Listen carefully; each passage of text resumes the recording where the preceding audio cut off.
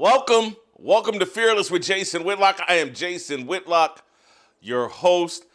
Thank you so much for joining me.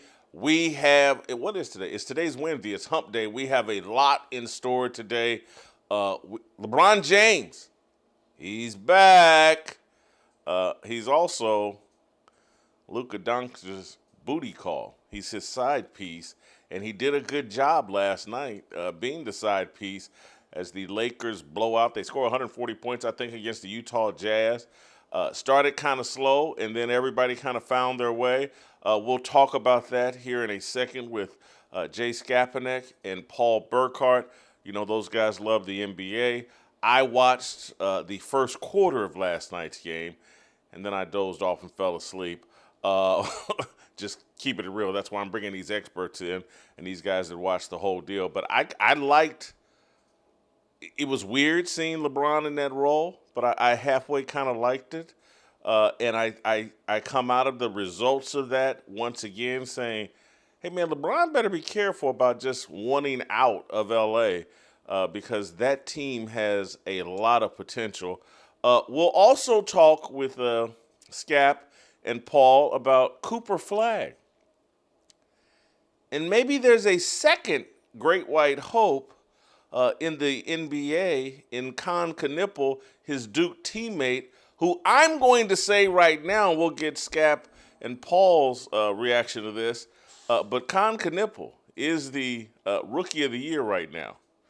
And these two white guys out of Duke having tremendous rookie season so far, 10, 12 games into the season, and look like the front runners. I know there's some dude named Edgecombe or whatever that I guess is a third candidate, but I kind of like Kon Knueppel.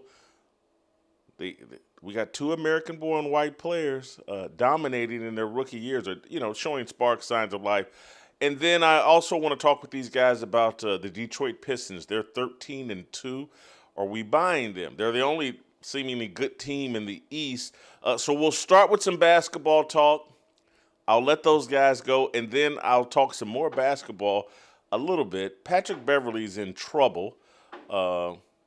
His mom called him in to discipline his 15-year-old sister, and that did not go well. Dave Portnoy is standing by Patrick Beverley for now. I'll have a reaction to that. And then at some point, I'll give you your daily dose of Deion and Shedeur because right now, Shedeur has been named this morning as the starting quarterback for Sunday, so we have a Super Bowl. Deion had a press conference yesterday where he caped up for Shedeur. And then we'll bring Shaun King into that conversation, but also a conversation about his Tulane football team and Tulane football coach who had some interesting things to say about not being a top 25 team. So that's what we have for this show, Fearless.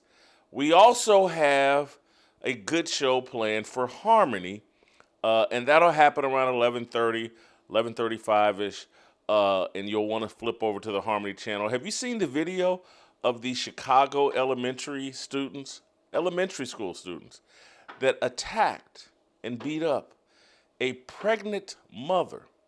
Elementary students. They attack her because they're trying to attack one of her kids. This video has gone viral. We'll have Pastor Corey Brooks on, who has a church right there in Chicago on O Block. He'll be joined by Virgil Walker, Anthony Walker, and Shamika Michelle. So we'll have a great Harmony episode for you around 11:30, 11:40-ish on the Harmony channel. So a busy day here at the Fearless headquarters. Buckle up. The first thing I need you guys to do if you're listening over Apple is hit that 5-star rating. We need it to fight the algorithm and to grow the channel. Hit that 5-star rating if you're listening over Apple.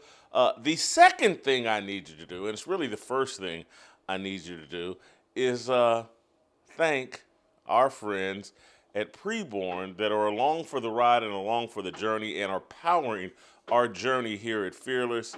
Preborn is a wonderful partner for us. Preborn believes in our worldview that life begins at conception, and this organization, I believe, is the best organization in America fighting the abortion child sacrifice industry. Preborn provides expectant mothers who are considering an abortion, they provide them an ultrasound. The ultrasound introduces that baby's heartbeat, an image of that baby, to the expectant mother. That mother is now twice as likely to choose life, and that's where Preborn steps in, steps up, supports that mother and child for up to 2 years. Preborn has had a lot of success since Dan Steiner founded it. They've saved nearly 300,000 babies' lives. The reason why they've saved so many lives is because we continue to do our part. And our part is donating to Preborn to fund those ultrasounds. Each ultrasound costs $28. 5 ultrasounds is $140. I can't implore you enough. I can't plead with you enough. If you want to do something today, this week, that will make God say, hey, good job. Good job, loyal and faithful servant. Good. I appreciate you doing this. Now do more, but giving to Preborn and saving babies' lives, God's most precious gift, life, saving a baby's life, there's nothing better you could do. It'll put a smile on God's face, and just quite frankly, just keeping it real, it'll put a smile on your own face. You'll feel better about yourself.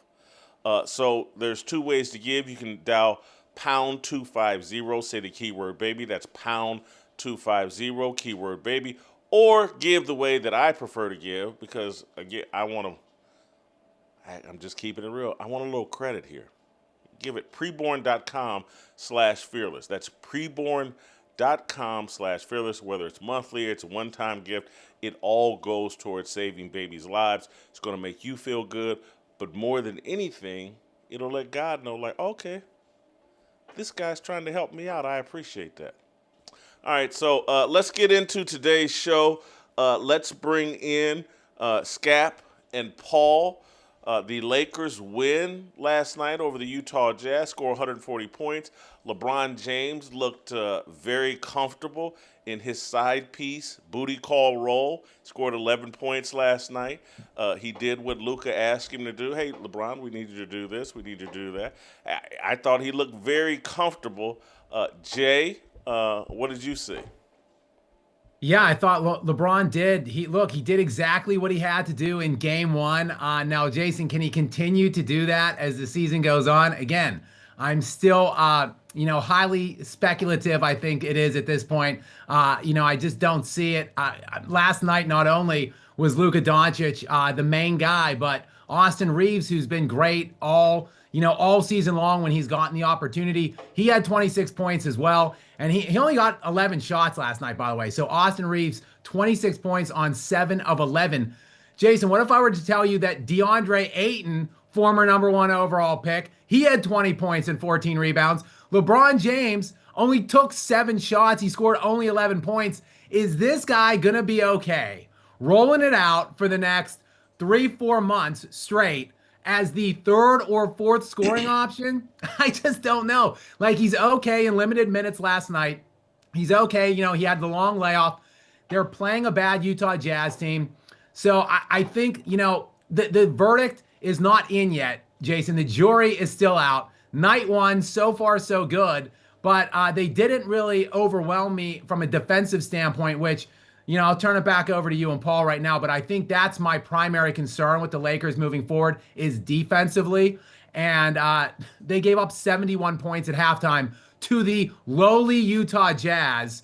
And look, they blew them out in the 4th quarter, but this was a 1-point game with like 2 minutes to go in the 3rd quarter. So like the fact that the Utah Jazz are on their home court with all of their players, back and healthy and firing on all cylinders, I'm really not as high on the Lakers right now as other people are this morning. Well, you've made some progress, though. You were making pretty declarative statements just a week ago. No way LeBron James could do this. No way. And now you're like, well, we'll see. So he has made – last night did score some points for LeBron for you, correct? For sure. For one game, yes, absolutely. If he can sustain this and play this way, then they have an opportunity to maximize that roster and be, as good as that team possibly could be which in maybe several other years, Jason, this might have been an NBA championship caliber team, but the Western Conference, I think, is just too stacked and too loaded for this team to really make waves come playoff time. Paul, here's one thing I think Scap is underestimating. I think LeBron is going to be celebrated if he plays a deferential role and does it for a sustained period. I think you're going to see his sycophants in the media start.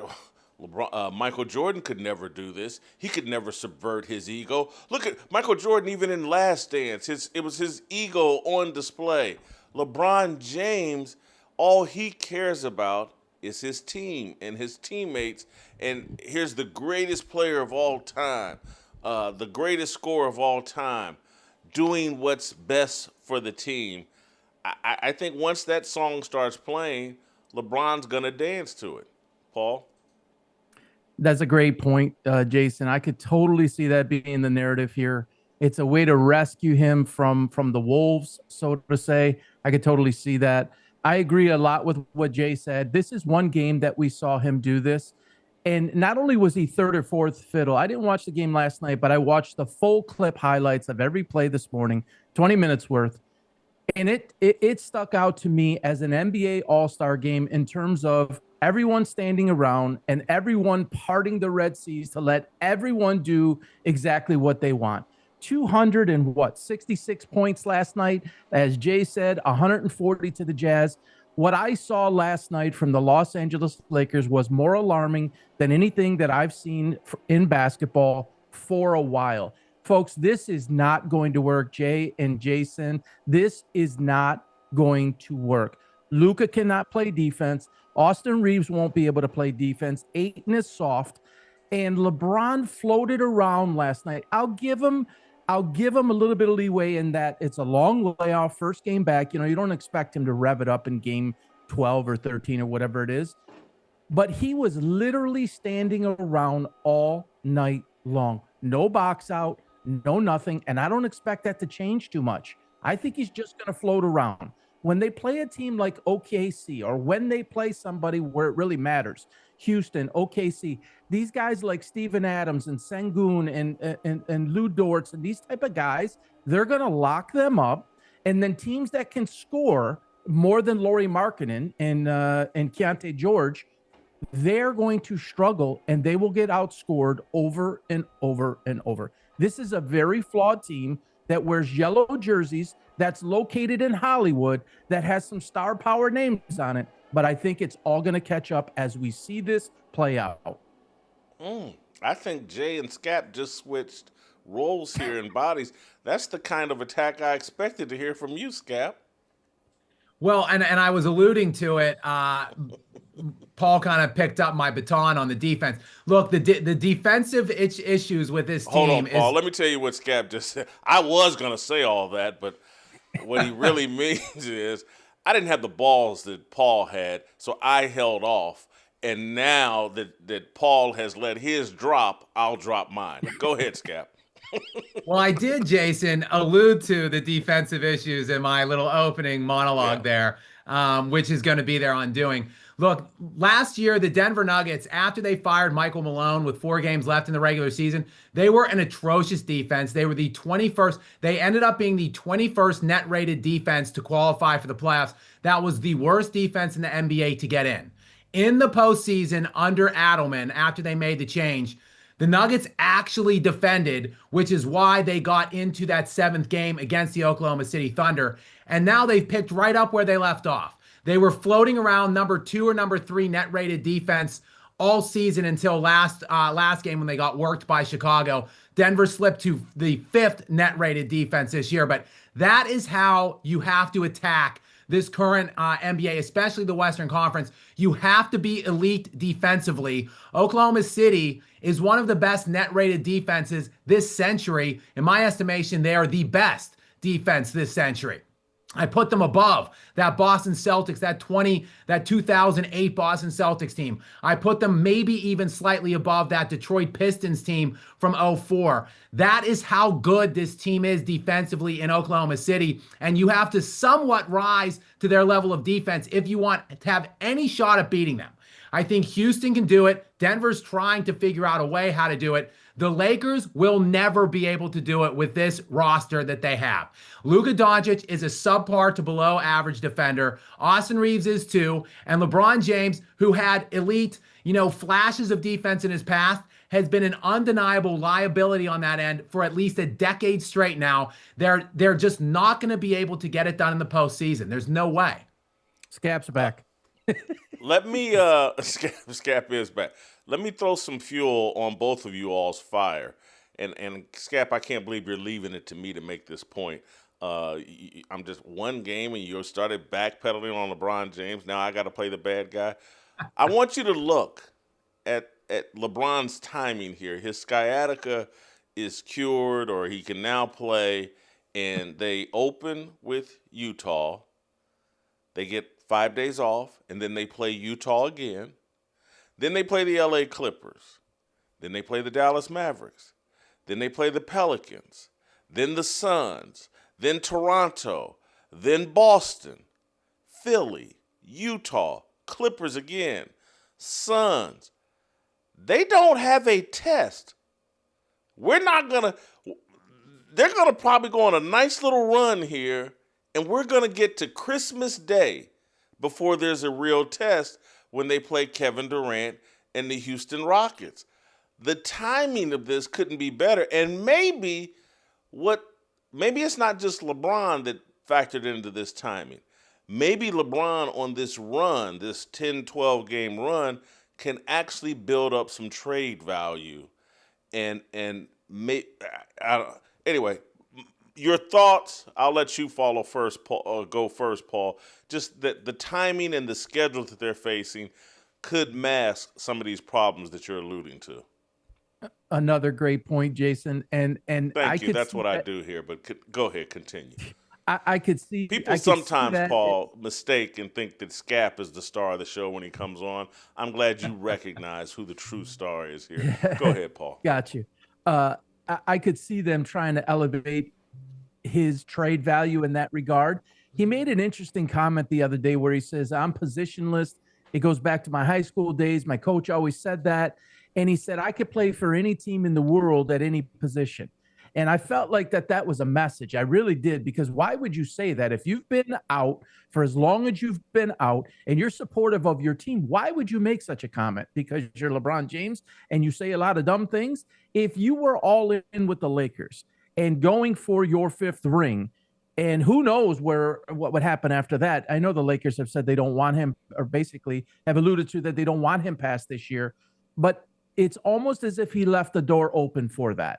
And they may have had discussions in the back. Hey, let's see how this works. Let's see how it flows. If it enters into a part where it just doesn't seem like it's working for both sides, hey, we'll do the best we can for you to get you where you think you would like to go, and then we'll look to make our situation, workable for what we have for the full team. So I could totally see that, and it does almost see like this was crafted in such a way where it could create options.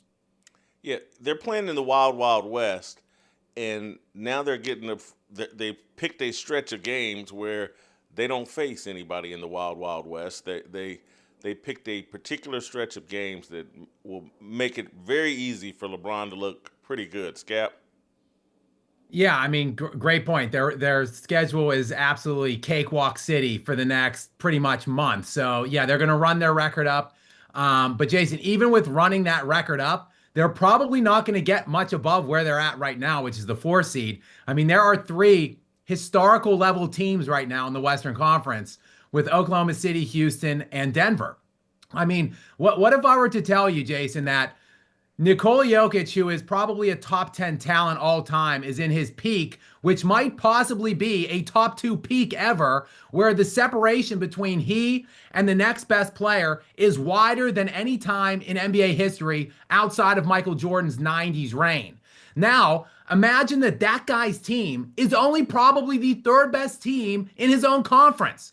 That's where we're at right now with the Western Conference, and those teams are all going to win Houston, Denver, and Oklahoma City like 63 to 64 plus games this year. So LA's probably going to ultimately be the 4 seed, but Who's going to be the 5? My guess would be the Minnesota Timberwolves, who played them in the first round last year and gentlemen swept them. So, like, that's not necessarily an easy first round matchup for the LA Lakers. So they're going to look good in the next month. They probably are going to look good all year. They're going to win probably 50, 52 games, be the 4. They're going to have 3 All-Stars because Jason, that LeBron James is going to get an all-star bid. The fans are going to vote him up. He'll lead the fan voting more than likely. At least he'll be top 3. He'll get in. Austin Reeves is going to be an all-star this year. Luka Dončić obviously is going to be an all-star. So I'm actually giddy by this prospect, Jason, because there are no excuses here. So when the Lakers likely lose in the first round, or at best in the second round, it's just going to be one more actually critique, one more blemish on LeBron's old resume points here. Scott, I don't have time today because I'm not prepared, but you said something really fascinating. I may have to bring you guys back tomorrow. You said second highest peak in NBA history. And I would have to assume Jordan's peak is what you're talking about. And then I'm like, this is a higher peak than Bill Russell, than Wilt Chamberlain, than Larry Bird. I'm someone that's really high on Moses Malone's peak. People underestimate just how dominant he was. Obviously, you're leaving your man Kobe out of that, which I actually agree with and give you some credit for having that level of self-awareness despite being a Kobe groupie. I give you credit for that. But I'm going to put a pin in that. We'll get to that tomorrow. I want to keep it moving. There's some other things I want to talk to you guys about, Cooper Flagg and Kon Knueppel. Before I do that, I want to tell you guys about Kindred Tea. You need to know what's in your tea. The Chinese tea industry has flooded America with products contaminated by microplastics and heavy metals. They don't care about your health. They care about your wallet. Kindred Harvest is the American answer. Third-party lab tested, 0 microplastics, 0 heavy metals, blended and packed right here in the United States of America with 100% biodegradable heat-sealed sackets. No glue, no ink, no compromises. Morning energy or evening herbal, it's clean tea for your entire family. Stop trusting China with your family's health. Choose American quality. Choose Kindred Harvest, cultivating goodness daily. Go to kindredharvest.co. That's kindredharvest.co. Use the promo code FEARLESS for 20% off. That's kindredharvest.co. C-O. Use the promo code FEARLESS for 20% off. Gentlemen, I want to return to the NBA and talk about Cooper Flagg, who I like, but I feel like he's been kind of uninteresting this year. The Dallas Mavericks aren't that good, and it's hard to get any momentum or hype around Cooper Flagg, and I think that's going to open the door for his Duke teammate, Kon Knueppel, to make a legitimate run at the MVP, Rookie of the Year in the NBA this year. Let's put up their stats. Cooper Flagg's averaging 15.5 points. Kon is averaging 17.6. Cooper's averaging 6.3 rebounds. Kon's averaging 6.0 assists. Cooper 3.1. Kon 2.7. Cooper's shooting 45% from the field. Kon is shooting 46%. Kon is shooting 11% higher three-point field goal percentage and 10% higher on free throws. Is there a case for Kon Knueppel, and bring Edgecombe into the conversation as well, but is there a case for Kon actually being the great white hope? And I don't say that as a pejorative, but is there a chance that Kon, in his rookie year, could outshine Cooper Flagg? Scap? Yeah, I mean, you didn't even mention, or it didn't even show on the graphic. You mentioned the 40% three-point shooting by Kon. He's shooting a lot too. He attempts 8 per game. So 40% at 8 attempts a game. He's one of the more prolific three-point shooters in the entire NBA right now. I don't think there's really much of a debate at this point. He is the best rookie in the NBA right now. He has been the best rookie for the first month of the NBA season. But if I were handicapping it, Jason, I would still have Cooper Flagg installed as the significant favorite. And in fact, Las Vegas, Nevada, the Superbook agrees with me. I checked the odds most recently.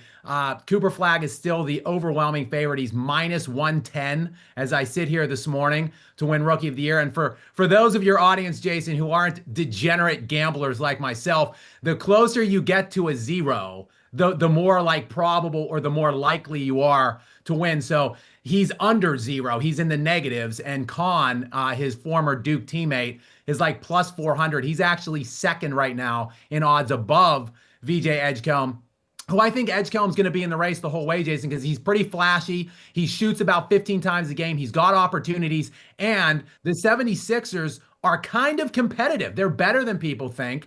They're 8-5. These other two teams that we're talking about absolutely stink. So I think that Edgecombe is going to remain in this race all year long. It's going to be tight, but I think the preseason hype surrounding Cooper Flagg and, the desire to make this kid be something, coupled with the fact he is still extraordinarily young and he's probably going to get markedly better throughout the year. They're going to be tanking. Who knows? They're going to try to offload Anthony Davis, in my estimation. They'll feature him. I still think Cooper Flagg will ultimately win that Rookie of the Year award. Paul? Kon is surprised me. If I'm being totally honest, his game has surprised me, not his shooting, but his ability to put the ball on the floor and do some more things and be more of an active player. That has surprised me. So props to him on that.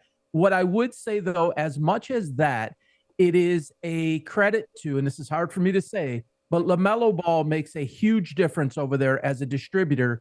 9.6 assists a game for LaMelo. He's able to get him the ball where he needs it. The ball moves more as an offense because of that. And then when you flip the script and you go over to Connor, they put him in at the point guard position, which I didn't at the beginning, which I didn't think that was a good idea. Ultimately, I think it's a great thing for him to be able to do in spots. But that's the way they started him off, and I didn't think that was the thing. 4.9 assists for D'Angelo Russell. The ball's not moving there. It's been a mess over there. The whole Nico Harrison debacle. It's just stagnant. It's flat. There's just nothing there. He is 18 years old. Kon's a little bit older. And I think you factor all that together, it's kind of affected things. Plus, he's not used to losing. And that's an adjustment for him. So I do think over the long haul, he is going to be sensational. They need to get a couple of parts back. They may tank, as Jay said, and try to come, at or near number one pick. Love what I'm seeing from Kon, but I don't necessarily put it all on Cooper Flagg that we haven't. They are still comparative, but there's different roster aspects that is allowing Kon to be more successful at this LaMelo's time. played 8 games. I think they've played 14 overall. And I hear you on LaMelo, but LaMelo's an idiot. Does a lot of stupid things as well. I agree. Probably a bad influence on Kon Knueppel, but I don't think that will matter. I think both of these teams have won like 4 games, and I think what we're underestimating is that VJ Edgecombe is got dark skin, and ESPN will figure out a way at some point, perhaps. It's no different. Do you guys remember the WNBA when, hey, Angel Reese and Caitlin Clark? Hey, I'm going to go with whoever's winning the most games. Remember, they went through that kind of lunacy. I could see that factoring into this deal here. Let's make VJ Edgecombe, because if both of these teams stay on this pace and only win 20, 23, 24 games, and Philly ends up winning 40, I could very easily see someone turning this into a racial thing and very subtly and make it about wins and losses more than the fact that Kon Knueppel is. And I think Kon Knueppel is probably a month. If we get to Christmas and he's still significantly outplaying Cooper Flagg, I think all that preseason hype and the narrative will go out the window, and people will kind of enjoy Kon Knueppel's less threatening than Kon Knueppel. And so I think people would kind of enjoy giving it to Kon over Cooper Flagg, and certainly would enjoy giving it to VJ Edgecombe over both of them. Scap? Yeah, I mean, you make good points, but I also, again, I think the narrative is strong. I date this back to like 2004, the rookie battle between Carmelo Anthony and LeBron James. I mean, Carmelo Anthony was better that season. They averaged very similar statistics. Carmelo Anthony's stats actually were better. He was better at scoring, better rebounding, better shooting across the board. Both the Nuggets and the Cavaliers were equally heinous the year before when they drafted Carmelo and LeBron. And the Nuggets took a step up to become a playoff team that year, while the Cavaliers were still a sub 500 team that missed the playoffs in LeBron's rookie year with Cleveland. Yet LeBron James won Rookie of the Year. So I could just see a similar situation going this year with Cooper and Kon, if I'm looking at it right now. That's interesting. I had not. Anyway, Paul, follow in on that while I try to look up here. Let me fact check Scap here. You got any thoughts here, Paul, while I look up something? And check out the team wins too, Jason, because I think both teams won 17 the year before. And then the Nuggets were over 40. They made the playoffs, and the Cavs won like 33 or 34 and missed the playoffs in LeBron and Melo's first years. Yeah, and on Edgecombe, again, I think he's an explosive player. He's a very exciting player to watch. You know, Tyrese Maxey over there. I mean, we're talking about a different roster makeup that is certainly helping somebody like him, again, versus a Cooper Flagg, and there's just nothing there, and it's just chaos. You know, when Embiid is in there and Tyrese Maxey's in there, and you put Edgecombe in there, there's just there's some fluidity to that team where he has an opportunity to shine. It's a platform to show his skills, and I actually think he surprised them. I think he's exceeded even their own expectations. So it's probably a 3-horse race, but I still agree with Jay that by the time this is done, and barring injury, because you always got to say that, as Davis comes back or they move him for some pieces, he is one of the greatest talents we have ever seen come out. And we will start to see that come to fruition over time. And I don't think it's going to be as long as many people think. We'll see it soon. Jay, we're going to have to discuss this maybe again tomorrow as well, because you're dead right. Carmelo statistically better than LeBron, better shooting point percentage from 2 and 3, scored more points. They both won 17 games the year before. Wow. I've never been a full-blown Carmelo guy, but this is interesting. That's a very fascinating point you made there, Scap. This is one of your better appearances, Scap. I haven't really had to correct you or scold you about anything. Let me let me. You know, they in. did, Jason. They caught me a couple times. I apologize to the audience. They caught me a couple times on switches. I was kind of blowing my nose. I'm playing hurt today, Jason. I've got a little bit of a cold. I'm under the weather, but I'm not LeBroning it out there, resting with my fake sciatica injury. I came on, and yeah, I'm laying it down here. Yes, Carmelo should have been Rookie of the Year. I'll take that one to my grave. This is Scap's flu game. Anyway, finally, gentlemen, this is Detroit Pistons are off to a 13-2 start, and it's hard for me to buy them. It's hard for me to buy anything out of the East.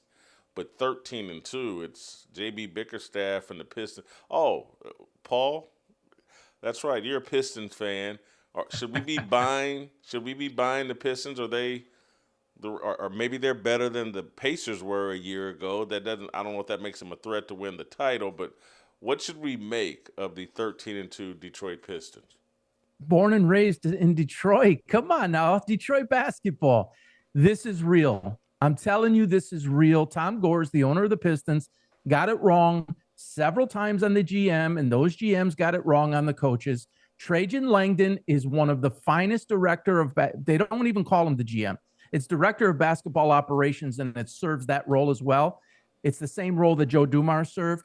He is a true stud. He is one of the greatest talent evaluators in the league, and that's just not my opinion. Most of the people in the NBA circles believe this about him. We're talking about guys like Javonte Green and Denise Jenkins, and these guys playing and carrying the load through this streak where many games, Cade Cunningham didn't play, Duren didn't play, Thompson didn't play.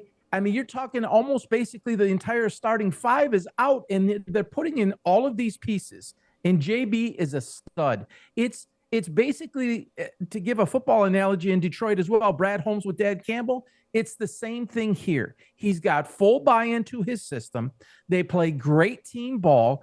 And I know Cunningham has been out here for a second, but let me just say this about Cade Cunningham.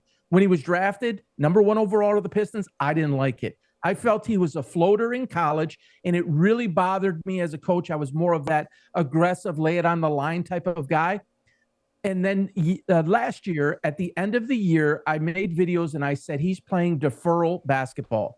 He was almost scared and reluctant to have the ball in his hand to close games, and deferral basketball, meaning he was taking the ball and distributing it to others and saying, you take it type of thing. He completely reformed his mindset, I believe, in the offseason. They're really tight-knit, by the way. Not that a lot of teams aren't as well, but they do a lot of things together. They trained a lot together in the offseason. Duren completely went just ballistic with his training to develop an offensive game. And they have started to mold whatever it is, 11-2, 13 games into the year. And this is real. They're deep. They've been injured. When we see this come where they're healed more, and then those were valuable minutes that these guys like Denise Jenkins, undrafted out of St. John's, is a magnificent story. He can break anybody down off the dribble and get to the rack and get and ones. I love what I'm seeing. We all believe that this is real. And even though I'm from Detroit, I look at it through an objective lens. This is real. It's a crazy streak. Is it going to stay like this forever? No, but they are in it to win it. And we're talking 4 seed or better all the way through, barring injury. You distracted me by mentioning, because I did not know this, that the Pistons had a player on their team named Denise. Is that accurate? Some black Yes. mother did that to her male child. Danisse. Yeah, I saw the spelling, but it's pronounced Denise. This naming crisis has to be addressed and stopped at some point. Donald Trump may have to send the National Guard into hospitals to stop black mothers from doing this to their children. But I digress. When you say this is real, and this is just a quick answer because I want to turn it over to Scap. When you say this is real, you think they could compete with OKC in an NBA Finals? Oh, that's a big question. They can compete with just about anybody on any given night. How's that? I think they're very good offensively, defensively, very well coached, and they're deep. Scap, is Paul doing too much here? No, I co-sign mostly what Paul's saying. I don't think they're a very good offensive unit right now. I think they're about 14th, 15th net rated offensive unit right now. But like Paul said, there's been injuries. Players have missed games. Defensively, though, they are sitting right now as the #2 net rated defense in the NBA. That's where this team is for real. That's why I believe in this team. And Cade Cunningham, he's a superstar. He's going to be all NBA second team this year, depending on what happens injury-wise. Look, Giannis is going to miss 2 weeks. Wembanyama is going to miss 2 weeks. We'll see how many games they miss. If the door's open, Cade Cunningham, there's a reality this year where he might be first team All NBA. He's I think he's 3rd in assists right now per game. He's a walking 25, 9, and 5 stat line. And he's just the head of the snake when obviously he's missed games when he's in, but they've been winning games without him. 13-2. I don't think I'll answer your question. No, they can't compete with Oklahoma City. I don't think anybody can though. This team, to me, I think they can get out of the East, with the East being as wide open as it is, and all of the things and injuries that have gone on in the offseason there. Really, it's just, I think at this point, between them and the Knicks. So, we'll see. I actually like them in a 7-game series against the New York Knicks as I sit here right now. So I can see this Detroit Pistons team, I could see them in the NBA Finals round against Oklahoma City. So, yes, they are for real. Cap. Not championship. Let me reframe the question and get a better answer. Is Detroit potentially the second best team in the NBA?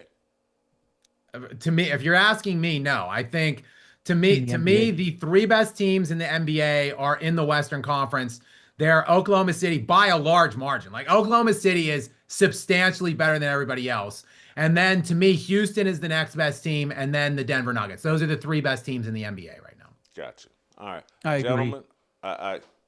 You agree with that, Paul? Is that what you're saying? Yeah, the top two in the NBA, yes, I agree with that. The Pistons are not there yet. In the East, yes, but not the NBA. Gotcha. All right. Well, gentlemen, thank you for helping me talk a little basketball. Scap, rest up and get better. Paul, it's good to see your microphone working again. We'll see you guys next time.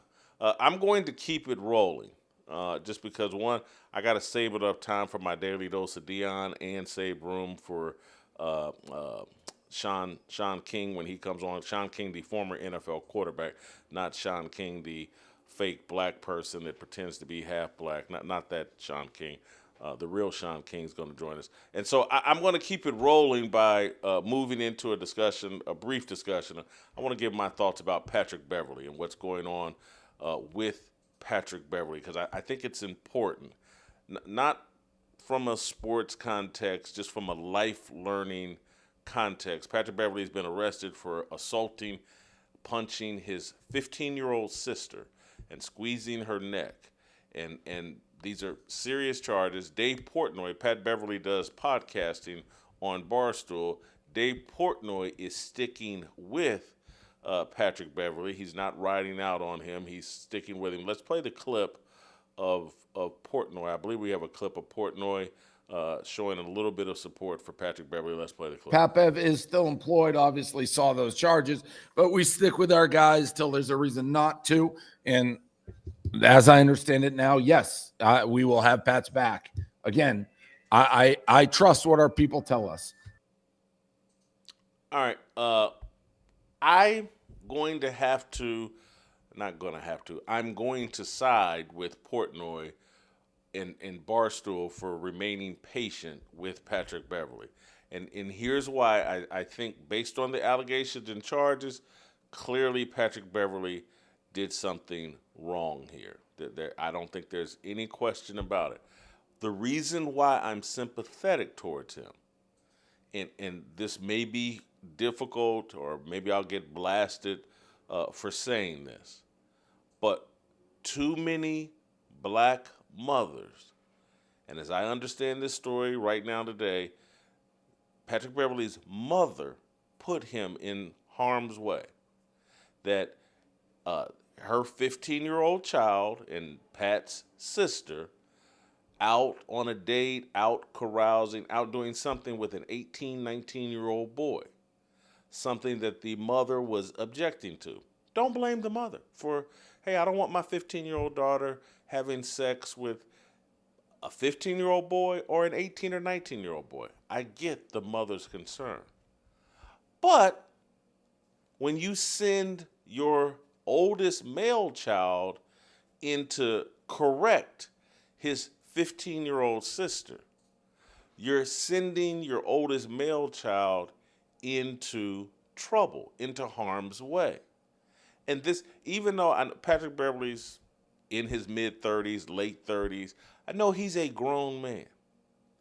But this is a byproduct of the breakdown of a black family once again, where children have to play, and I know Patrick Beverley's a grown man, but when a brother has to play the role of father, this is how chaos ensues. And I understand the mother's instincts. She doesn't want her child involved in sex at that age. She doesn't want her child doing adult things at that age. But when you call up her brother to go correct his sister, this is how people end up in jail. This is how people end up with mugshots. This is how men end up losing jobs. This breakdown of family that virtually people just want to talk about in passing. They don't really want to talk about all the ramifications, because what is more likely to happen here is eventually, if there's some white cop involved in the arrest of Patrick Beverley, they'll end up blaming the cop rather than the mother or Patrick Beverley. There, and I know I'm not saying anything profound here, but because we don't talk about it enough, it is profound. There is a crisis that is a byproduct of young men being forced into the role of daddy, of not their own kids, not them and their wife playing daddy to those kids. Men being forced into the role of playing daddy for kids that are not their own, because the black woman and black culture celebrates the matriarchy and has this false belief that single mothers can do what God intended for a man and woman to do. And they have no idea how out of line they are. And they have no idea of all the unintended consequences of a matriarchal culture. And they just look and say, well, Patrick Beverley's mother did a great job. He's in the NBA, and he made millions of dollars. She did the right thing. She has no idea that down the road, 15 years into his NBA career, that the breakdown of family and the forcing of Patrick Beverley, and again, maybe Patrick Beverley's father died, and we need to look that up, and I should have looked that up before launching in, but regardless, the point remains the same.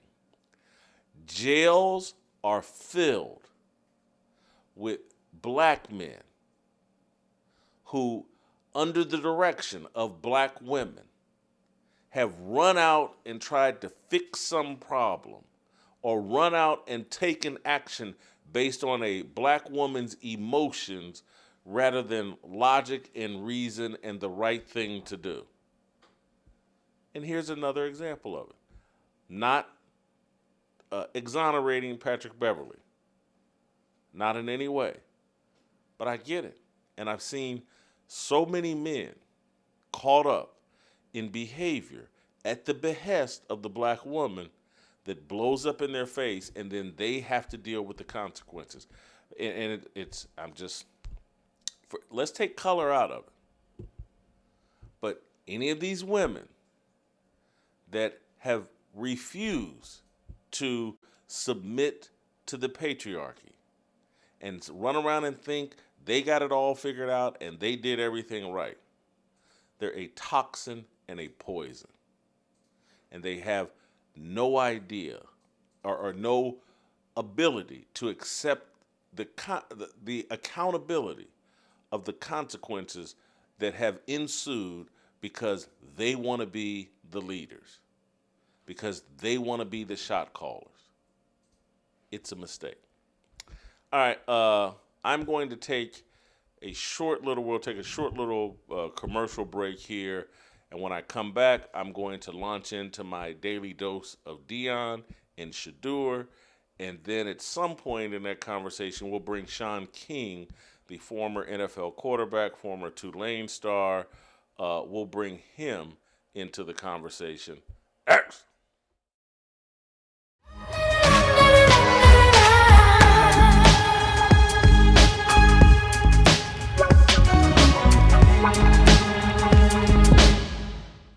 All right, welcome back. I think we've just been hit with Danice is actually pronounced Danice or Planice or Danice, I believe. Rhymes with plan. So I owe Danice's mother an apology, and I've given it to you. I still don't like Danice either. But regardless, or Danis, I think. Danis, who knows? Anyway, I just want to correct that. Let me move into my daily dose of Deion Sanders.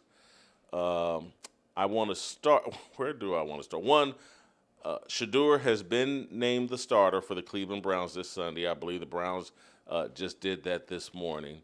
But Deion had quite a bit to say yesterday about Shedeur. I I want to play shot number 3 of Deion Sanders at his weekly presser for Colorado. He gets asked, as expected, some Shedeur questions. Here's his responses. I was in the office alone. I told him this past week that he was going to play. It's going to be one way or another. I thought the Ravens would have played better early on to provoke him getting in. I didn't want him to get in by injury because I'm fond of Dylan and I want him to be successful as well. But I didn't want that to happen. But getting in the way he did, you know, I know there's going to be some inconsistencies of a lot of things because I know football. But I was happy for him just getting the opportunity and running on that field because I know the fight behind the fight. Yeah, if I can say that modestly. I know what's been transpiring behind the curtains. And I'm just proud of him because he's not just saying the right things, he's doing and living the right things. That's just who he is. And I'm glad through trials and tribulations there has been a consistent. The assertion that Shedeur has been saying the right things and doing the right things is laughable to me. And it's why Shedeur will struggle to make progress in being a good teammate and being a good spokesman for the Cleveland Browns or any organization that he's involved in. It's because his father, who's one of the greatest players in NFL history and has made a bunch of money for being one of the greatest players in NFL history, keeps telling him that, hey, everything you're doing is right. And so when you were miming and all that, oh, yeah, he's doing a great job. He gets no correction and certainly no public correction from his father, who should have and does have an incredible amount of influence over Shedeur. Deion doesn't know what he's doing as it relates to Shedeur. And how can you say that? His son's never been arrested. And again, Negroes love to get credit for never going to jail, as if, you know, again, Chris Rock or someone said it a long time ago, all this credit for doing what you're supposed to do. I take care of my kids. It's literally like saying, hey, I wipe my butt after I poop. Okay. You're retarded if you don't. And so, anyway, Shedeur gets very little correction. He just gets worship from Deion, and that's why he's going to struggle to correct course, change course, and say and do the right things. It doesn't matter what Shedeur. If Shedeur could come out and do a mass shooting in Cleveland, and Deion would probably defend it. Well, I mean, he deserved it. That's what he's supposed to do. Anyway, continue the clip. I was in the office alone.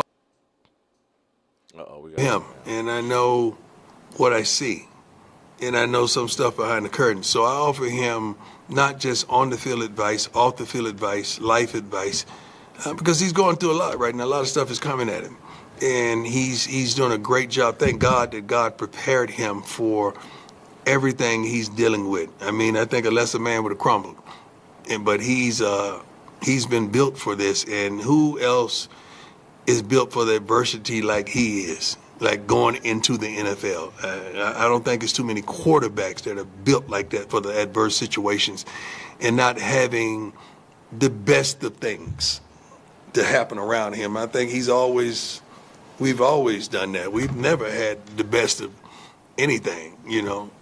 I'm set aside lifestyle, I tried my best to do what a father should do. But when it came to playing on the field, we never had the best of this, the best of that, but we've made the most of this and the most of that. I applaud the young man. I'm just proud of him. I'm proud of him. We're trying to buy a house together right now. That's what we're trying to do. So you know the hiccups in that because we go back and forth. He wants to master. I say, well, put more in. Deion Sanders just told a group of people that he's proud of his son because he's never had the best of things. He's talking about from a football sense.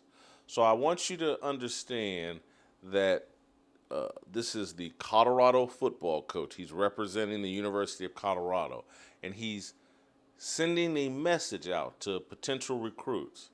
You're not going to have the best of things here at Colorado. That's what he's saying. And because he's so proud, and this is why I say, and people get upset with me when I say this, there is no good form of pride. None. You should not be proud of your kids. And people, that blows people's minds. What do you mean? Because I hear Christians, I hear everybody saying, you should be proud of your kids. You should tell your kids you're proud of them. And I say, no, you shouldn't. There is no good form of pride, because pride does exactly what Deion just did there. Because he's so concerned about pleasing his child and protecting this pride that he takes in his child, that he can't see clearly, he can't think clearly, he can't speak clearly, he can't do the right things, because he's so proud of his son that he has to contort the truth in order to build up his son. What has Shedeur Sanders been denied from a football perspective? He's got a father who is one of the greatest football players of all time. He's got a father that provided him significant financial advantages. He's got a father that coached him from Pee Wee all the way through college. He's had the red carpet has been rolled out for Shedeur Sanders. He's never had to compete for a quarterback job until this year. He was always handed the starting quarterback job. He's been denied nothing. But Deion takes so much pride in him that he has to build up this story of what all Shedeur overcame. And Shedeur has had to overcome some things, primarily Deion and Deion's ill-advised coaching and discipleship of Shedeur. And I know that sounds crazy to you all. How can you say this? Shedeur's a millionaire, and he's never been to jail. What are you saying? He's never been in any trouble. What are you saying? How can you criticize Deion and say he's not doing everything perfectly? Because he's not. His son is entitled. His son doesn't know how to be a good teammate. His son is virtually uncoachable. His son is sitting by quietly and listening to people say Kevin Stefanski hates him. When Shedeur, as soon as a microphone was placed in front of me, I would say, hey guys, I know no one's asked me this, but man, Kevin Stefanski has treated me well. He does not hate me. I'm in here competing for a quarterback job while trying to remain supportive of Joe Flacco when he was here and Dylan Gabriel when he's here. But this whole narrative that Kevin Stefanski hates me is ridiculous. Let's put it to rest. He could put it to rest, but he hasn't. Because Shedeur has been trained and discipled by his father to see himself as a victim. And as someone, you just don't know how heavy this cross I've been carrying. I'm a millionaire son who coached football for 15 straight years to make sure I never had to compete for the starting quarterback job. And who's sitting there collecting $10 million a year from Colorado and telling football recruits everywhere, in order to build up Shedeur, I'm going to tell football recruits everywhere, hey man, we don't have the best of everything here at Colorado. You know, we're playing with one arm tied behind our back, or maybe both of our arms tied behind our back. This is the lunacy of Deion, the delusion of Deion. That's him talking about Shedeur. I'm going to pivot for a moment and just talk a little bit about Deion and Colorado. There was a couple things he said there, and then I'm going to pivot to Stephen A. Smith and Chris Canty and some of the idiocy that they said. But Deion at one point yesterday said that he hasn't forgotten how to coach. Let's play SOT number 4. God's giving me something. I'm just trying to compute it and give it to you. I hadn't forgotten how to coach in a year. Like I hadn't forgot how to coach in a year. A lot of these wonderful coaches out there that is not winning this season, they hadn't forgotten how to coach in a year. We did some things we should have done. That's on us. That's on us. Let me translate that for you. Deion is saying, because I heard the question and the conversation that led up to those comments. And what Deion was saying was, hey man, we made some mistakes on the players that we brought in. But in terms of my coaching, it's been just as good as last year when we went 9-4. My coaching isn't the reason we're headed for 4-8 or 3-9. It's these players. We brought in the wrong players. I haven't forgotten how to coach. I'm the same coach as I was last year when I went 9-4. Deion doesn't even understand the coaching profession. That you can get things right one year and get things wrong the year before and the year after. That coaching is a bit of a roller coaster, and the great coaches are the people that it remains a roller coaster, but there's less hills and valleys. Deion thinks 1 year going 9-4, I can coach. That can't be questioned. Don't you know I went 9-4 a year ago? Don't you know I nearly won the SWAC a couple years ago at Jackson State? The fact that I went 4-8 and finished at the bottom of the Big 12, that says nothing about my coaching. The fact that I'm on the verge, potentially, of finishing second to last, thank God Oklahoma State is in the Big 12, or I would finish last again in the Big 12. None of that reflects on me as Deion's a coach. The delusions of Deion are incredible. Just incredible. This man is the same age as me and has no self-awareness and no humility, and people love him for it. And you have to question yourself. If you love someone and celebrate someone with this little self-awareness, this little humility, it actually says something about you. Last thing I'll play is SOT number 2, where Deion indicates that he's in this fight and coaching for the long haul, which kind of surprises me that he's claiming right now he's coming back for sure. Let's play SOT number 2. Please understand, if anybody is built for adversity, I am. If anybody is built for change, I am. If anybody is built to overcome situations and trial and tribulations, I am. You got the right man. I promise you do. And I'm going to prove that to you. I am. Just give me an opportunity and give me a little more time, and I'm going to prove that to you. I will. I promise you that. That's fascinating, and I really can't criticize Deion for that. That is an indication that Deion's like, hey, man, we're having a bad season. I got to rally and do better next season. He's affirming that he's coming back. He's not looking for an exit ramp. He's planning on coming back. Probably an indication of how much he believes in Juju Lewis, the quarterback that showed some flashes against West Virginia 2 weeks ago. Having said that, though, I need to see more from Julian Lewis before I'm ready to go where Deion's going and where everybody else is at. Hey, their quarterback situation is solved. Didn't you see this freshman and the way he played against West Virginia? I don't know, man. I got to see more. And it's not that I'm negative on Julian Lewis. I've just watched this long enough and been made a fool of. I was someone that after Carson Wentz's rookie season or first year as a starter for the Philadelphia Eagles, I was sitting there like, man, I done seen the second coming of Dan Marino or, the all-time great quarterback.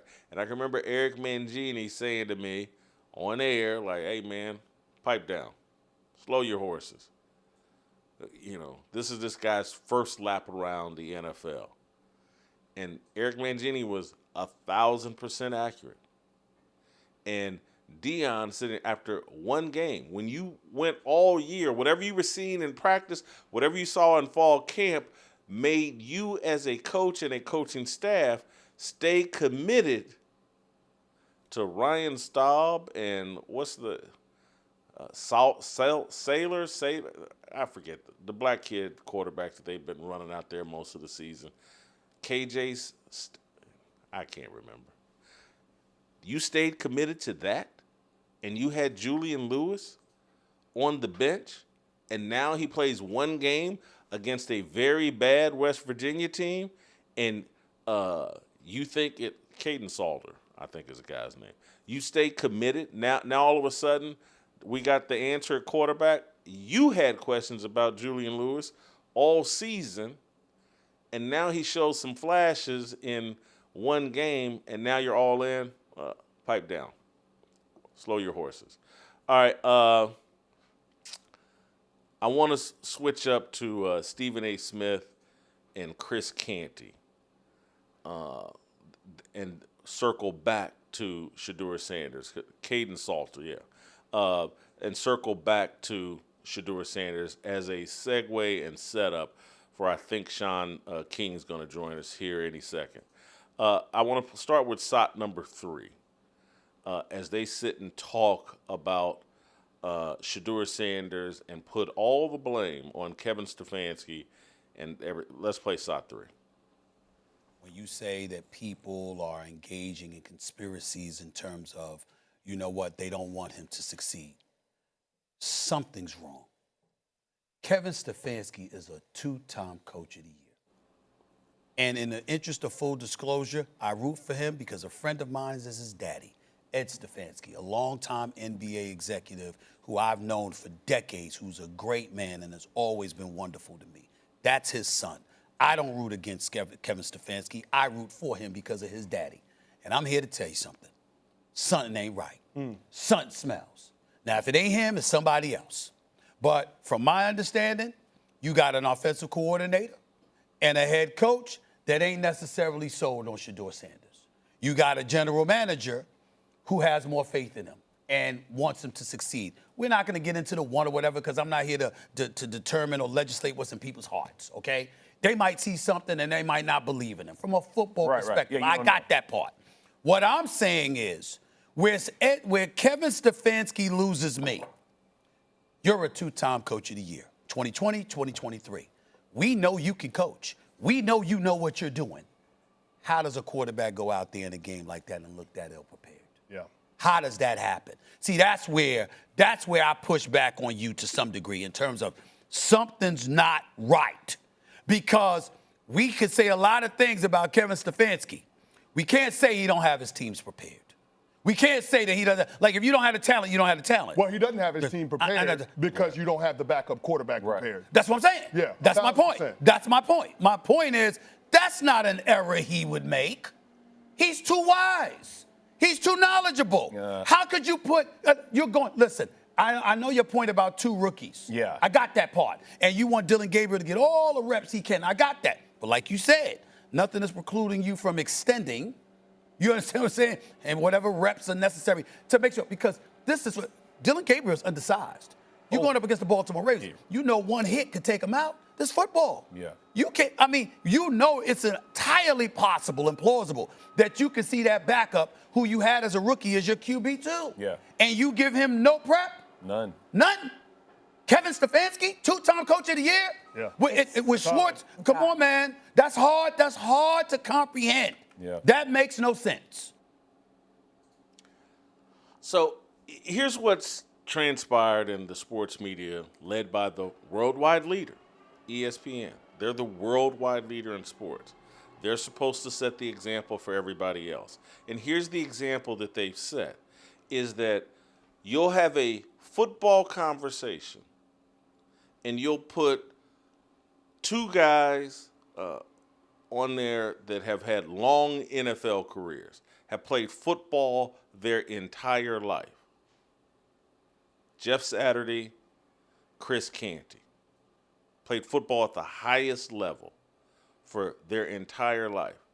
And then you'll set a host in there who's a personality a loudmouth, a blowhard, who lied about having some sort of college basketball career, who was propped up as a sports writer for 20, 30 years, and you'll put him in charge of the conversation. And so it's not just the fact that Stephen A. is a journalist that makes him unqualified, because there are journalists that covered the NFL and are experts on the NFL, experts on football, who would be qualified to host that conversation. But instead, you put the loudest mouth blowhard in charge of the conversation, and two football players who have actual expertise sit there and know that, like, hey, if I disagree too strongly with this blowhard that lied about a college basketball career, who went on TV once and said, hey, kick the field goal on 3rd down just in case you miss it, you can re-kick it on 4th down. Let's put him in charge of the conversation about what's going on with Shedeur Sanders. And that's how you get to a conversation. And again, the two football players that actually know what they're talking about, they're so afraid of Stephen A. Smith, of disagreeing, because like, oh man, I won't get this check for coming on this show. I could get out of favor even on my own show or someone else's show. And so I'm going to sit here and play dumb. I'm going to let Stephen A. Smith dumb down the conversation to a point where neither one of these guys who played football their entire life are willing to say, well, hold on, man. I played football for a long time. There's a lot of these players, a third, maybe half of them, who have no interest in preparing. And so they're allowing Stephen A. Smith to say, well, it's all Kevin Stefanski's fault. No way any of it could be Shedeur Sanders' fault. It couldn't be that Shedeur Sanders is unprepared and doesn't want to be prepared. It must be Kevin Stefanski. He's racist. He didn't prepare Shedeur Sanders. Anybody that's played sports, and this is why I question, like, Stephen A. has never played sports in a real way, because it shows up in basketball, it shows up in football, it shows up everywhere. There are guys that don't prepare. They just play. And you have to surround them with enough guys that want to prepare to drown out their incompetence. And then when you put it at the quarterback position, if your quarterback is uninterested in preparing, that becomes a problem for the entire team. And so who knows if it's true that Shedeur doesn't like preparation? But it's a possibility. Everybody has seen it. You think Jamarcus Russell liked to prepare? You think Jeff Saturday and Chris Canty haven't seen a half dozen players, a dozen players on teams where the guys don't like to prepare, they just rely on their talent and they get away with it until the coaches can find a solution? And so just standing up and putting all the blame on Kevin Stefanski, it's a joke. But that's the discussion that ESPN has framed up, and that's the situation that they framed up for the entire media. Put a clown in charge of the conversation so that you dumb down the other people participating in the conversation. Stephen A. has no balls, and so everybody else's balls shrink up around Stephen A. because that's the standard. When I was at Fox Sports and hosting Speak for Yourself, I'm not trying to brag here, but every time I go on TV, every time I do a show, I just say, you know what? I got to let them hang, because that's the type of show I want to do. That I'm going to say what I'm going to say. I'm going to say what I believe. And if people don't like it, I don't care. And that becomes infectious. And that's why people would come on Speak for Yourself, come on this show, and say things they wouldn't say anyplace else. I'll give you the example of Michael Vick coming on my show. And because we had set such a tone, me and Marcellus had set such a tone, even though, I don't think Marcellus was on the show at this time. But anyway, Michael Vick came on and said, like, man, Colin Kaepernick needs to cut his hair. Because that's what he really thought. and you could say what you really thought on my show. You can't do it with Stephen A. Smith. Shaun King is here. I want to bring him into the conversation. And Hadley, if you could tell the Harmony crew that we need to push back 10 minutes to 11:40 because I got to get some questions in here for Shaun King before I get to the Harmony. So if you could alert everybody that it'll be 11:40. Shaun, I listened to ESPN have a conversation about Shedeur, and it was never – it's all Kevin Stefanski's fault. If Shedeur was unprepared, it's on Kevin Stefanski. No blame for Shedeur Sanders. Maybe it is Kevin Stefanski's fault, but there's an equal chance that it's Shedeur's fault, that as a backup quarterback, he didn't properly prepare. Am I crazy here? Absolutely not. And two things can be true.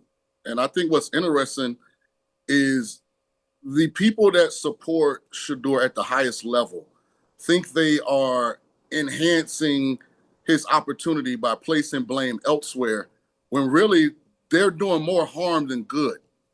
Like, you have to take the name out of this evaluation and attach the truth. The truth is a truth. It doesn't have emotions. I live by that, Jay. He's a 5th-round draft pick. Look at the history of the National Football League at this position. How many 5th-round or later drafted quarterbacks got a fair shot? How many 5th-round or later quarterbacks get reps with the first team? I am overly qualified to talk about this. I was a 2nd-round draft pick, 50th pick in the draft. I have been a starter in the National Football League. I've been a backup, and I've been 3rd string. I didn't get one first-team rep until I became the starter. And when I became the starter, I wanted every rep because you only get so many opportunities to practice what we're going to actually implement on Sunday. So this narrative that Stefanski's against Shedeur, I don't agree with that. This narrative that Shedeur hasn't played because he's ill-prepared, I don't agree with that. I think the honest and right opinion is he's a 5th-round draft pick.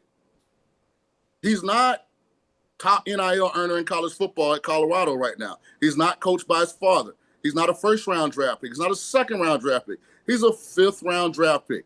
And unlike a lot of 5th-round draft picks, guess what, Jason? Against a very bad Raiders team, he's getting an opportunity to get his first start. A defense that Dak Prescott just threw 4 touchdowns and almost 300 yards against. I look at it as, listen, this is your shot. Right, wrong, indifferent. Who cares how we got here? You're getting an opportunity that a lot of guys drafted in the 5th round or later at this position never get. An opportunity to start and show that everybody else was wrong and you were right. And I think that needs to be the narrative going into this game. If you call yourself legendary, let's see. Because this is the same team that Joe Flacco couldn't make look good on offense. The same team that Dylan Gabriel, who was drafted ahead of you, couldn't make look good on offense. Now you get your shot. If this offense looks better than it has with the previous 2 quarterbacks, guess what? The Browns are wrong. If this offense doesn't look better, you don't get to seek any comfort. I don't want to hear that the O-line didn't protect or there aren't elite wide receivers or we don't have a running game, because you have already acknowledged that you consider yourself better than your peers. Made a statement in the locker room earlier in the season. He said, listen, I look around the league and I'm better than the quarterback play that I see out there. You know what? All right, Shedeur, go show us. Sunday, we're going to find out. What do you expect to happen on Sunday? I'm not based off of any strategic, just my gut feeling is he's going to put up some decent numbers and people are going to overreact and say he's arrived rather than he's had one good game. My gut says this story continues. He does something to fuel the fire. That's not based off strategy. That's not based off of personnel and matchups. It's based off, I believe this story is just going to get better. And anyway, what do you think happens on Sunday? I'm going to change your question slightly, if that's okay. Yeah, please. What do I want to see on Sunday? There you go. I want to see Shedeur Sanders make his layups. When there is a clean pocket and a guy is open, I want to see him throw the ball in rhythm and accurately. That's the number one thing. Second thing, I want to see him understand situational football.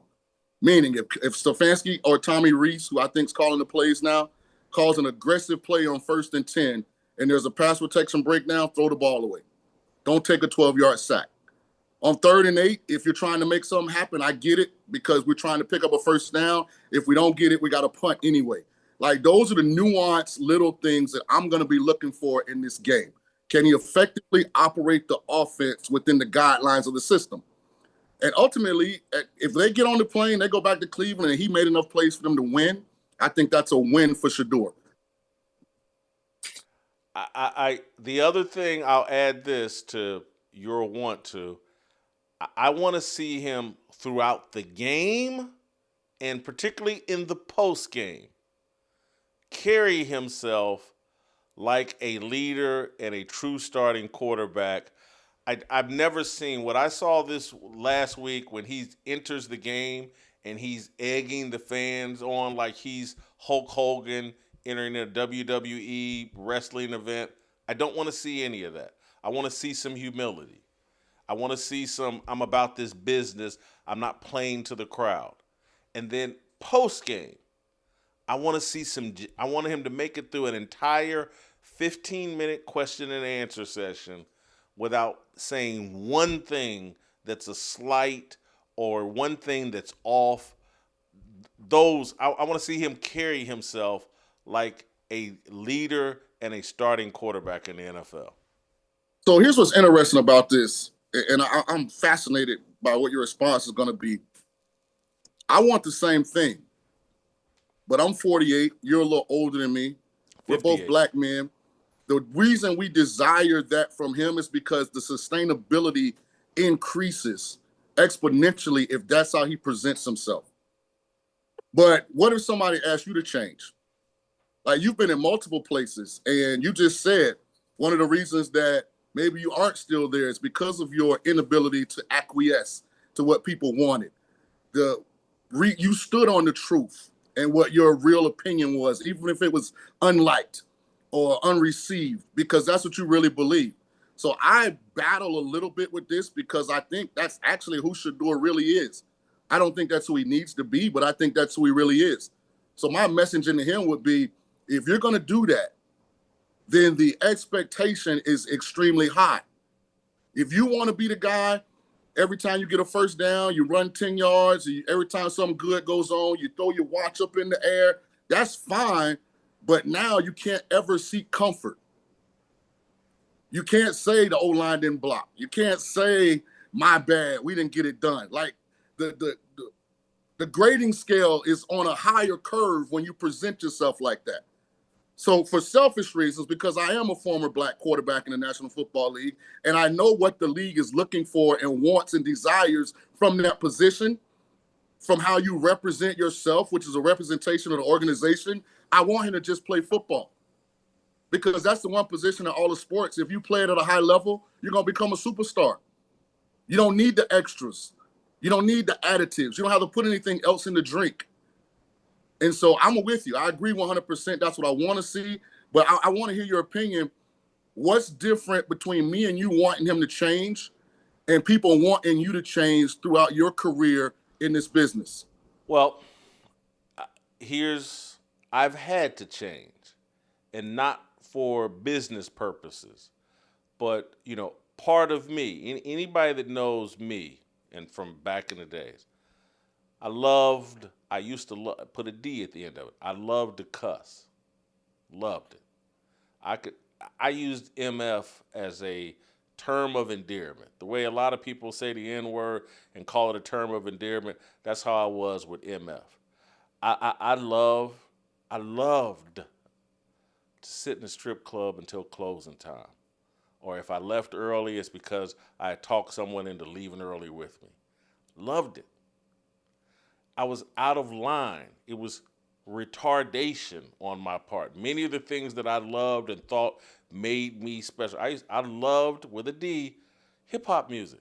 Friends with rappers, just knew everything. Considered myself a hip-hop expert and all that.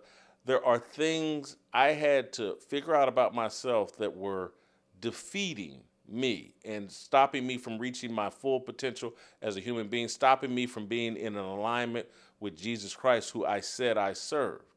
And I look at Shedeur, I look at Deion, they say they're serving Jesus Christ. I don't see them making much effort to get in alignment there. They love to use the words and say this and say that, but in terms of taking action, look, anybody that knows me knows I love, no D included, I love food. I got to get that under control. I need to put a D at the end of that. And particularly, I got to correct. And so there are things that we have to give up as men if we want to reach our full potential and to be in alignment with Jesus Christ, who we say we serve. And so the things that I'm asking for Shedeur to realize and change up on, I think give him a better chance of sustaining and being a great quarterback, impacting young people, sending the right message to young people and all that. That's Shaun, I'm just keeping it. I used to love jewelry and, putting on my gold chain and all that and being flashy. I had to give that up because I want to be. It creates a false bravado and to me, it's a sign of insecurity. I had to give it up.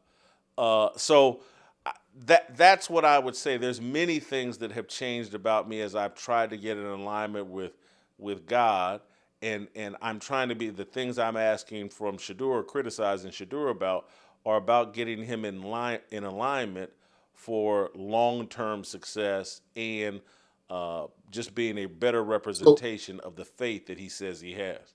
So, Jason, I'm a preacher's kid. Yep. So I understand wholeheartedly what you're trying to, or what you're doing a good job of messaging as it pertains to him. Our only pushback would be when the love ended in E. It didn't have a D on it. You were never malicious. You still were super talented. You weren't sitting in the strip club for malicious intent.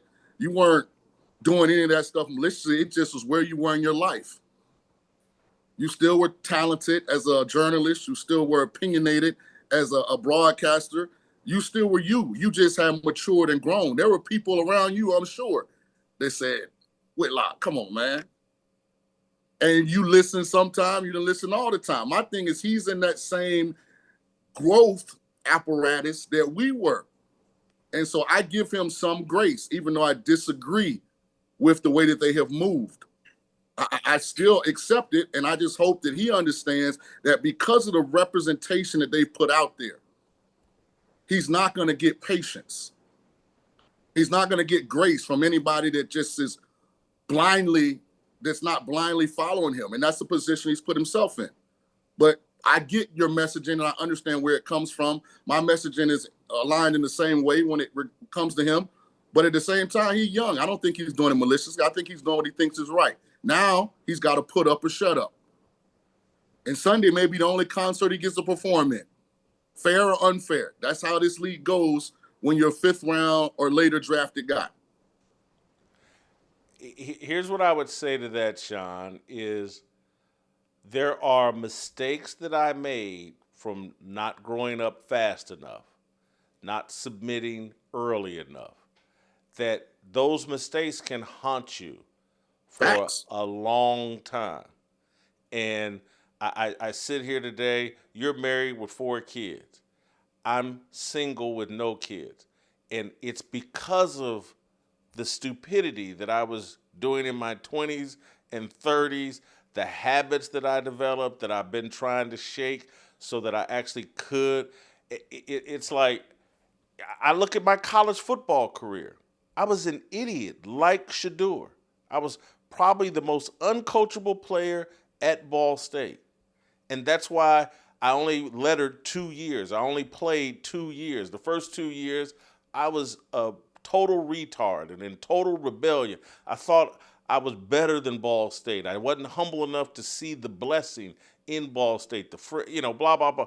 And so I don't, Shedeur won't see it, and we think money covers it all up, and I made money, and so therefore, money doesn't cover it all up. I've made more money than I could ever have imagined, and money doesn't cover up the mistakes that you made if you're a genuine person. I've had to share on this show that impregnated a friend of mine, and she ended up having an abortion, and she has struggled with that since. I've struggled with it since.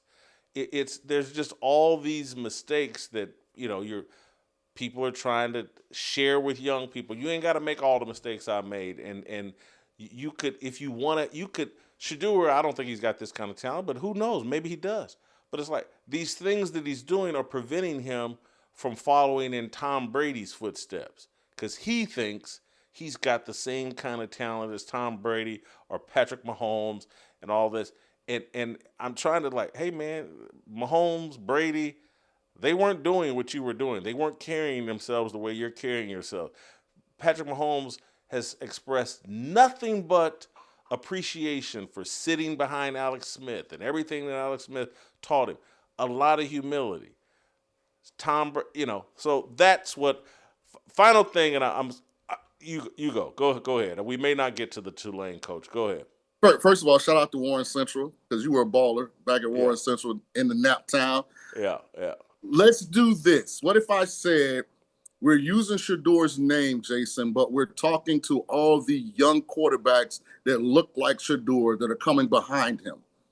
There's not as big a gap as the NFL draft would make you believe between Cam Ward and Shedeur Sanders from a talent standpoint. Yet Cam Ward approached it from a humble, football-first presentation, and the NFL embraced that. Shedeur Sanders approached it from the opposite end of the spectrum, right, wrong, or indifferent. So if you're a young quarterback out there, you got to make a choice. And whatever path you decide to go down, that's your choice. But one is a lot more difficult when it comes to playing that position in the National Football League than the other. Because Cam Ward has been awful this year. And nobody is criticizing him. Everybody's giving him a pass. He's getting an opportunity to grow, develop, and learn on the job because he comes off as humble, and football is the only thing that matters. Shedeur Sanders, on the other hand, right, wrong, indifferent, where he was drafted, that's just the reality of what happened, is probably in a position where how he performs Sunday is not only going to determine if he's a starting quarterback in Cleveland, it could determine whether he's on a roster next year in the National Football League. That's how unapologetic that league is when you take the approach that Shedeur and his group have taken. I want to put a button on that. There's a chance. I'm not saying it's a high percentage, but there is a chance he could play bad enough on Sunday that they just cut bait with him.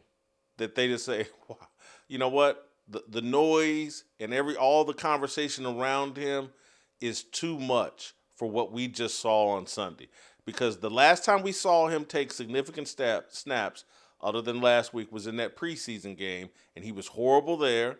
He's been horrible last week, and if he's bad again this week, I would not blame Cleveland for cutting him on Monday and just saying someone else is going to have to deal with the noise. It's hard for us to move forward. We've been getting asked questions about this 5th-round pick. It's stunted people's perception, and Dylan Gabriel's been terrible, but it's stunning the perception of Dylan Gabriel and what we're doing. Let's just cut bait with Shedeur.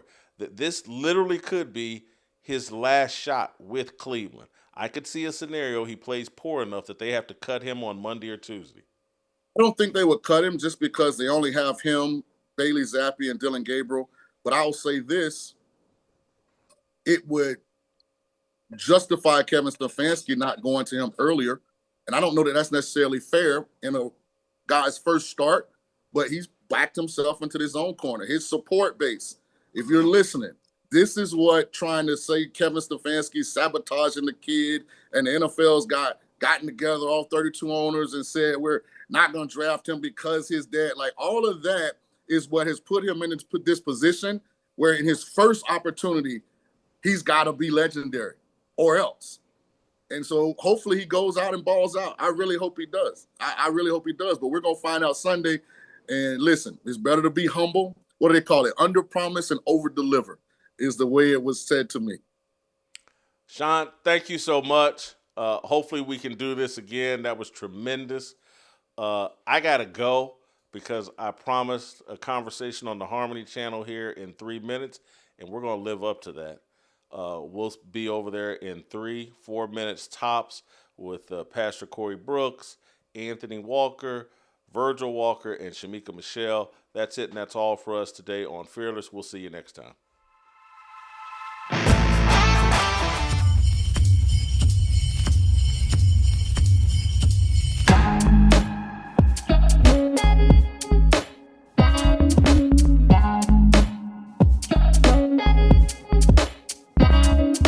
Waiting for the countdown, coming off the breakdown, standing in line for freedom. Looking for a breakout, feeling like a standoff, nothing in life like freedom. Came in like a fighter, striking like a ladder, making all these moves for freedom.